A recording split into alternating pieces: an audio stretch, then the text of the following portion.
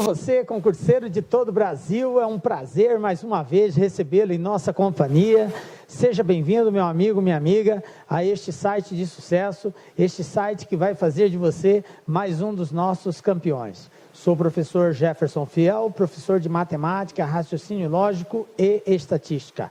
E na aula de hoje, galera, vamos falar sobre gráficos estatísticos. Vamos aprender aí a fazer a análise e a interpretação matemática de gráficos estatísticos. É bom lembrar que quando a gente fala em análise de gráficos, envolve duas situações. Uma coisa é você saber interpretar e analisar o gráfico. A outra é operacionar, ou seja, a partir do momento que você conseguiu fazer uma análise daquele gráfico, obviamente você tem que dar uma resposta, e essa resposta implica numa ação matemática através de algum cálculo, envolvendo talvez uma porcentagem ou uma média, enfim. Todo gráfico ele vai representar e vai solicitar de você ao mesmo tempo o desenvolvimento de uma equação ou a descoberta de um determinado valor, ok? Beleza? Então vem comigo, galera, para darmos aí o pontapé inicial.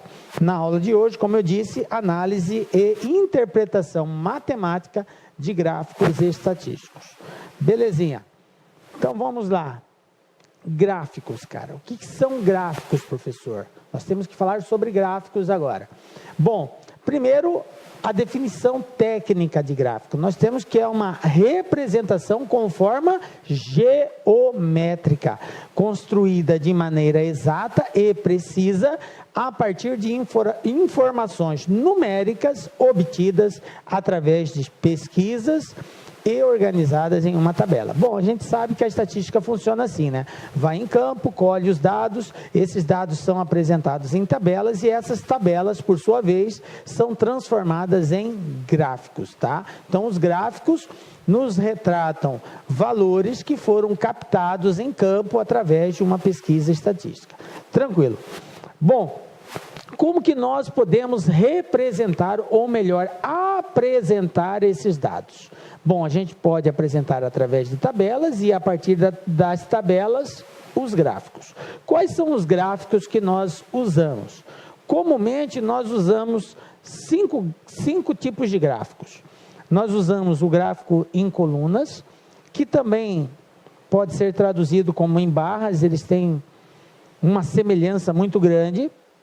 O gráfico em linhas, o gráfico circular, que é mais conhecido como gráfico em setor ou pizza, também chamado de pizza, e o gráfico pictórico. Então, nós vamos falar sobre todos esses gráficos, vamos aprender a fazer a leitura deles, e aí depois nós partiremos para a prática, que é a resolução de alguns exercícios, dado um determinado gráfico. Tranquilo? Então vem comigo. Primeiro gráfico que nós vamos estudar, galera, é o gráfico em linhas. Então vou lhes apresentar. Está aqui.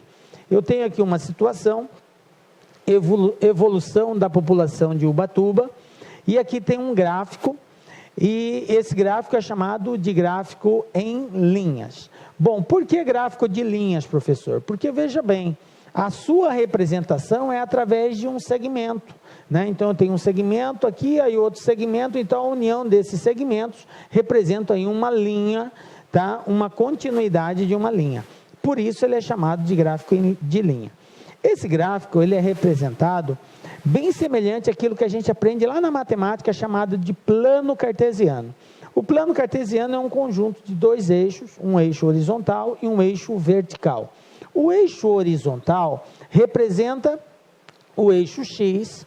No caso do gráfico de linha, geralmente, quando eu digo geralmente, é em 99% dos casos, na horizontal vai estar os dados referente a tempo. Esse tempo pode ser horas, minutos, segundos, dias, semana, mês, ano. Geralmente é um dado referente a tempo. Professor, sempre vai ser tempo? Não. Não, sempre não, mas geralmente é tempo. Então eu tenho aqui um tempo numa determinada escala. E na vertical são os valores associados a esse tempo, de acordo com o título desse gráfico. O título aqui quer dizer evolução da população de Ubatuba, ou seja, o crescimento dessa população ao longo do tempo. Então, aqui na vertical, eu tenho os valores que foi crescendo, que foi evoluindo essa população. E aí, eu faço a associação de acordo com cada ano, ok? Bom, beleza, professor, eu já sei que na horizontal geralmente é dado o tempo e na vertical são os valores associados ao título em questão que o gráfico representa. Nesse caso, evolução da população.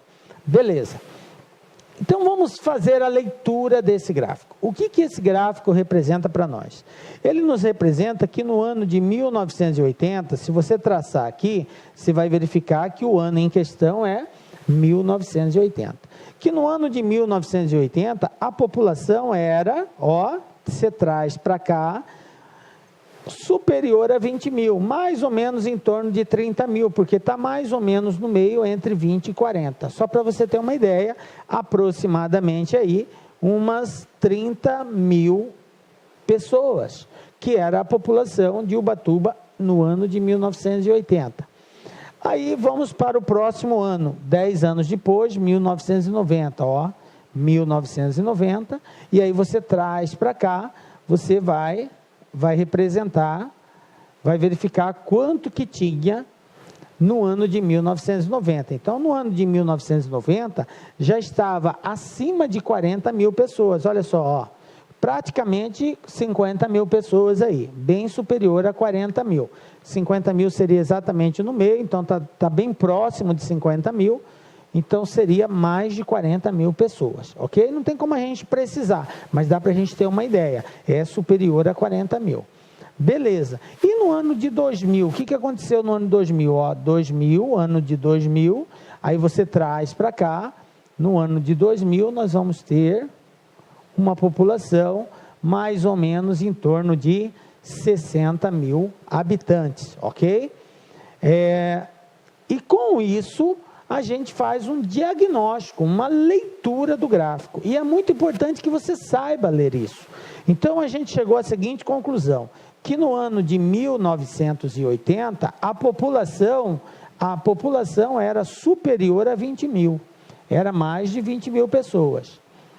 Qual outra conclusão? Que no ano de 1990, a população já era superior a 40 mil. E que no ano de 2000, ela chegou a praticamente 60 mil habitantes, ok? Então, é assim que nós fazemos a leitura do gráfico de linhas. Então, nesse primeiro momento, o que é importante você entender?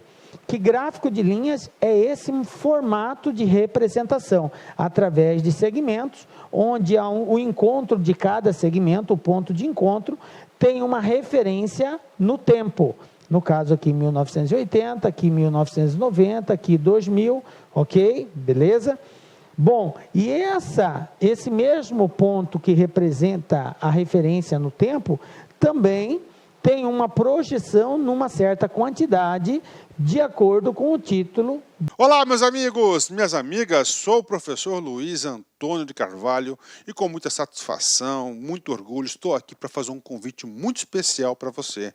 Você que está estudando para o concurso da Polícia Militar do Estado de São Paulo, nós aqui da Lá Concurso, nós elaboramos um super curso para vocês, um curso que atende 100% do edital, ponto a ponto do edital, um curso super atualizado, super competitivo, por um custo super barato para vocês. É o famoso bom, bonito e barato.